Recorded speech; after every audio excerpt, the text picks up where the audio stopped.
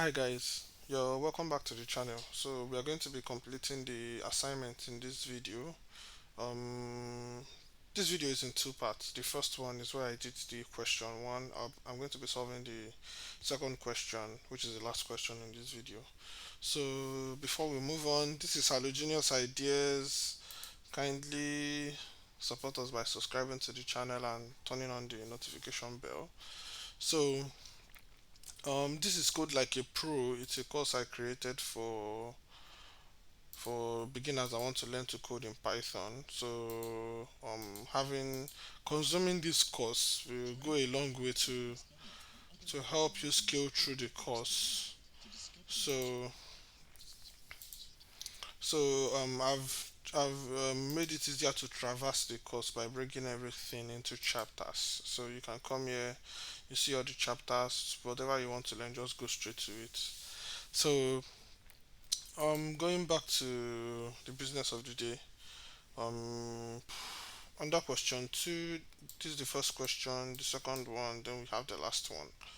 There are just three questions. So, like I did in the first video, I'm going to be solving the assignment with Jupyter Notebook. But if you don't have access to Jupyter Notebook, you can go with Google Colab, collab.research.google.com. Yes.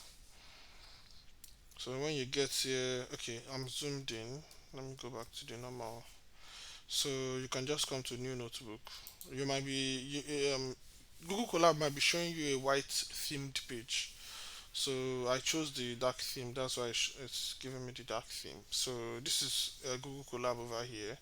Like I explained in the last video, you can type in any Python code here, and it will just okay. I'm running it for the first time, so it has to connect to Google servers first. Let me zoom in. It has to connect to Google servers first before it will be able to do anything for me.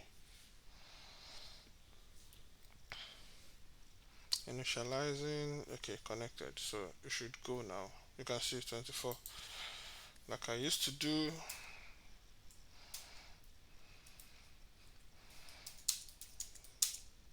Let me use I am a man for the first time.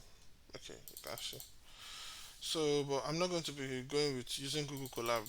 Just if this is what works for you, it's just fine. And this is mobile responsive, so you can even use it on your mobile phone. Okay, so leave. So back to the business of the day. Write a program that asks the user to enter a length in centimeters. If the user enters a negative length, the program should be the one to tell the user that the entry is invalid because obviously length can be measured. You cannot have negative length. It's not possible. You cannot have negative length. It is not possible. You can. It's something you can measure. So otherwise, the program should convert the length to inches and print out the result. They are now telling us that 2.54 centimeters are in 1 inch. So 1 inch is 2.54 centimeters. So if you want to convert length to inch, all we have to do is to divide the length by 2.54. Then it will give us the inch equivalent because like we've seen now, 1 inch is equivalent to put 2.54 centimeters, and the user is going to be giving us the length in centimeters. So we divide by this, we get the inch equivalent. So let's get into it. Now, we are going to be doing using control structures here, if statements. For you to learn more about control structures, if statements, come to conditionals exactly. So come to conditionals. You will learn everything you need to know about the if statements here. So going back to the problem, come here, copy this, then paste it. Okay.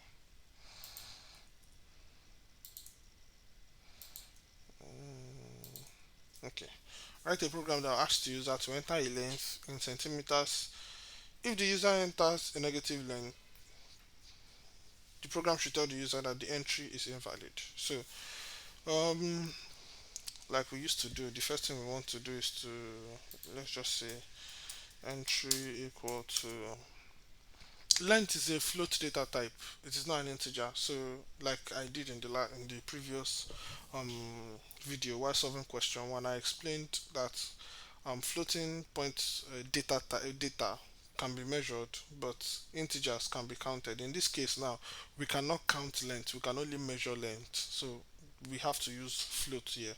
So for everything I've been doing since, I will first of all collect the data. Then in another line, I will convert the data to whatever data type I want to use for my computations. But in this case now, I'm going to be doing everything on one line. It works just fine. So what this is what I mean. Float inputs, then enter the length in centimeters. Okay, let me just space it. Okay, so basically what is happening here is that it will first of all ask the user to enter the data. Then after entering the data, it will automatically convert it to a float. If the user should enter anything that is not a number, then obviously the program will throw up. It will be giving an error because you cannot convert. For example, you cannot give us maybe a day in place of a number. It will not work. So, but let's just stick to float for now. Um, the next thing we want to do is to check if the user entered a negative length. Now, how do you check if a number is positive or negative? Any number that is less than zero is what? Negative. So that will just be the check straight away. If it is less than zero, it is negative. Um, and the way you can know how to use Python to check all those things, come to conditionals. You are going to understand it better. So if the entry is less than zero, what do I want to do? Print invalid entry. What is wrong with my typing? Invalid entry. Then else. The program should convert the length to inches and print out the result. So I can say result equal to entry over 2.54. Then you print results, and that is it. Shift enter the length in centimeters. My length, I can decide to refer to it to say my length is maybe 50.23. You can see 19 inches and some few extras. So you can see how long my the decimal place, the floating part of the result. You can see how long it is. I can cut it down using the round function. For example, I can do something like round results in two decimal places. If I should run this, I'm having an error here. Okay. If I should run this, what did I use initially? 50.23, I guess. Yes, you can see 19.78. It will just round it up to the two decimal places. So, like I did in a previous, in one of the questions over here, if you want it to be neater, you can do something like formatted string, the um,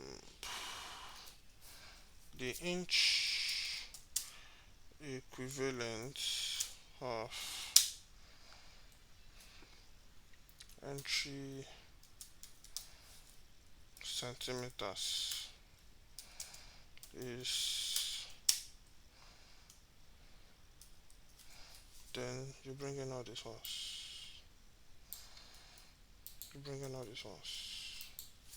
Okay, so 50.23. No, you can see I'm supposed to. Okay, I think this is fine now. This is fine now. So there are so many other ways to do it, but you can just stick with this for now. Just stick with this for now. So the second one, ask the user for a temperature, then ask them what unit it is. Celsius or Fahrenheit the temperature is in, your program should convert the temperature to the other units. The conversions are this and this. Okay. So in this case now I'm going to be telling the user to give me either of two things, to give me two things.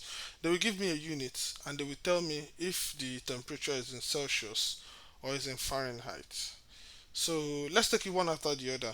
You can see the ending part of the problem. Your program should convert the temperature to the other unit.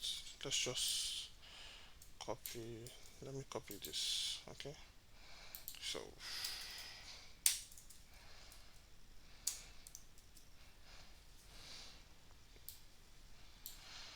uh, okay.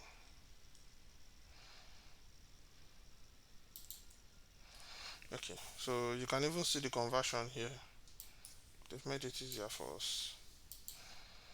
Mm, I don't know how true this is,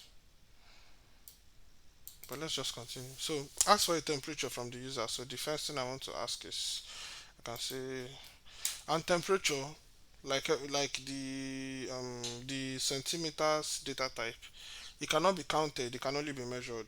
So measuring the temperature is a float data type. So I can say temperature equal to float enter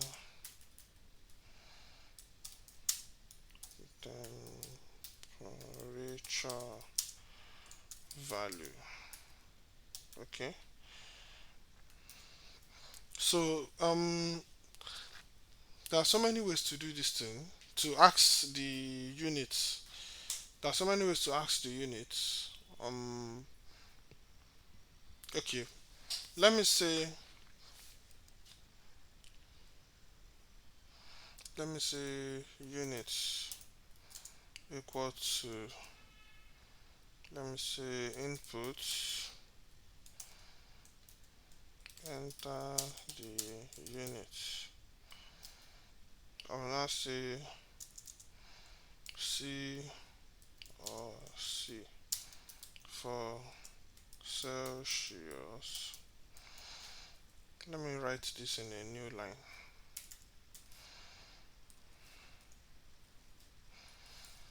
So this is an escape character. This is an escape character. If you come to code like a pro, come to strings, you will understand escape characters better. So unit equals to input, enter the unit, new line C. Let me put this in. You can see what I have over here. I have the outer, the string itself is using double quotes, and I'm using single quotes inside. So if you check the strings under code like a pro, you understand it better, more. So C or C for Celsius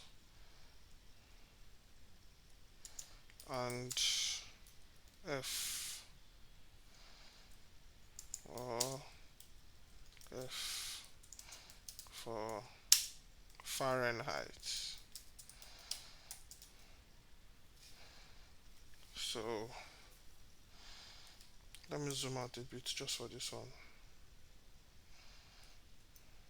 Okay, just for this one. Let me zoom out a bit. To enter the, okay, so now if the user gives me C or F, which is can be capital letter or small letter, then I've collected the unit. So if unit equals to C or unit equal to big C, results equal to, meaning that it is in Celsius. Now I have to convert to Fahrenheit. So for me to convert to Fahrenheit, this is what they are giving me. So normally should be 5 multiplied by C by the temp plus 32. Now if you understand your precedence of arithmetic operators very well, you will see that this is going to be coming before plus, which is exactly what we want. Come to operators, yes, come to operators. What thing they do all these people? Okay, so if you come to operators, you will understand it better. So then, L if, let me just copy this. Oh God, every spirit of laziness in my life, I bind and I throw away. Okay, F, then F. Okay, so result equal to. So I'll be going with what I just saw in the course material. So this will be 59 multiplied by F minus 32. So let me just go with this. Okay, 5 temperature plus 32. Then um for this one, if it's in Fahrenheit and I want to convert to Celsius, paste this multiplied by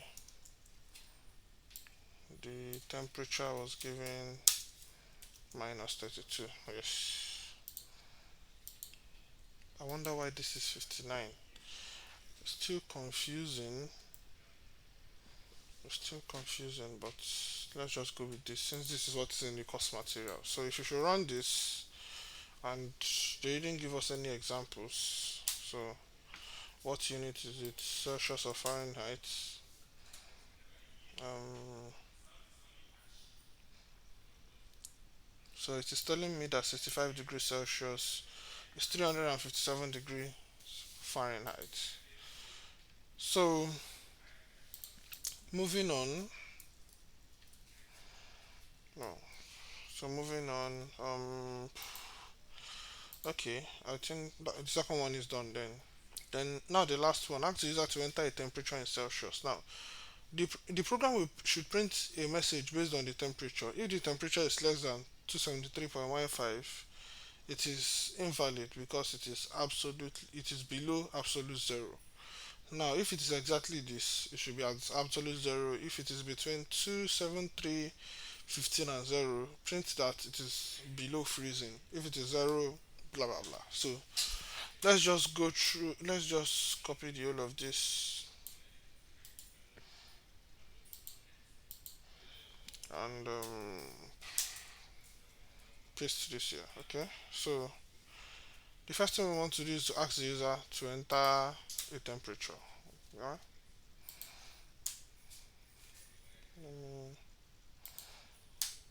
I want everything to be within range. Okay, so ask the user to enter a temperature in Celsius. So let me just copy this.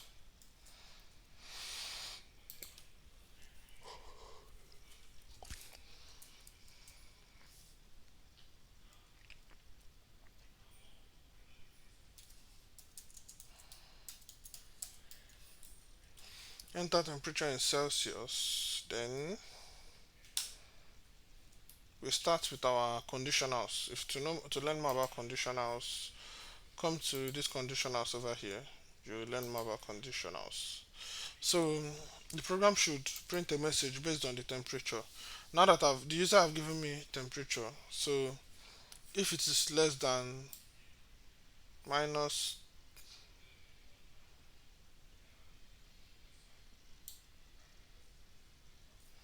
okay, if it is less than this, then it is below absolute zero.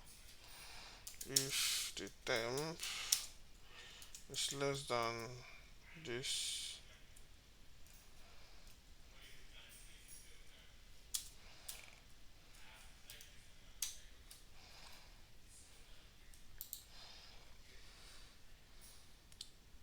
invalid temperature, print. Or another thing you can do is to say do something like output equal to an empty string. Then you say output equal to invalid temperature. I hope my temperature, okay, is correct. Okay, the next one, elif temp is exactly this. You can say output equals to absolute zero.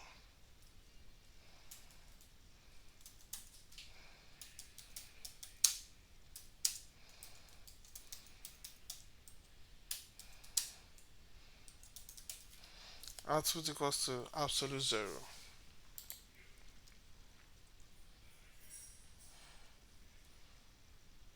Okay, let me just copy this to be on the safe side.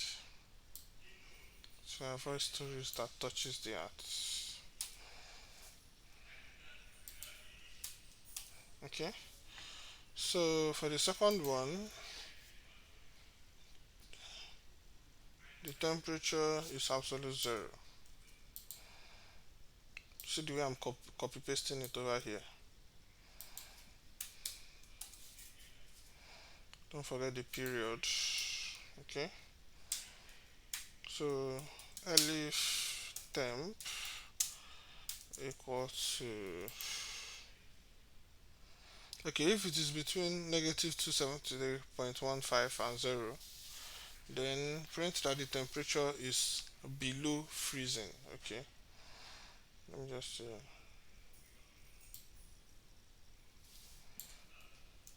temperature is below freezing. So if temp is greater than negative 273.15 and temp is less than 0, output equal to, paste this. Okay, the temperature is below freezing. Okay, elif temp, so if temp is exactly 0, the temperature is at freezing point.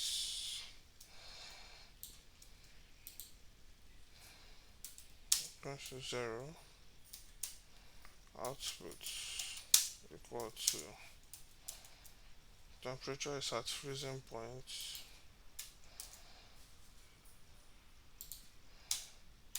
elif temp is between 0 and 100, print that the temperature is on the normal range, is greater than 0 and temperature is below 100, output equal to,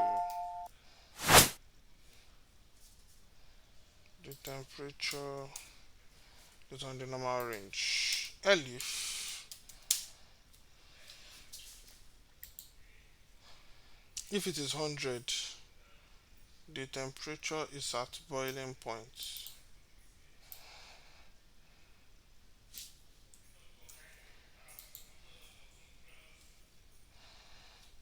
Temp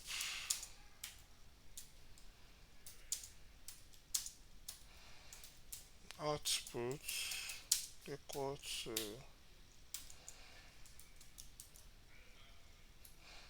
the temperature is at boiling point. Elif, no,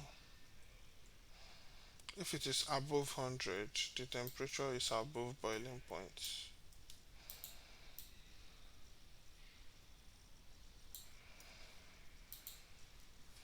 Temp greater than 100, output equal to,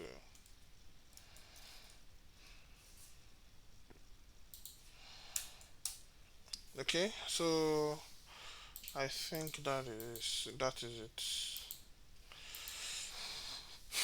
So let's test for absolute zero. So let me use negative 100. So if I should negative 100. No, no, no, no, no. I made a mistake here. After assigning a value to my output, I'm supposed to print my output.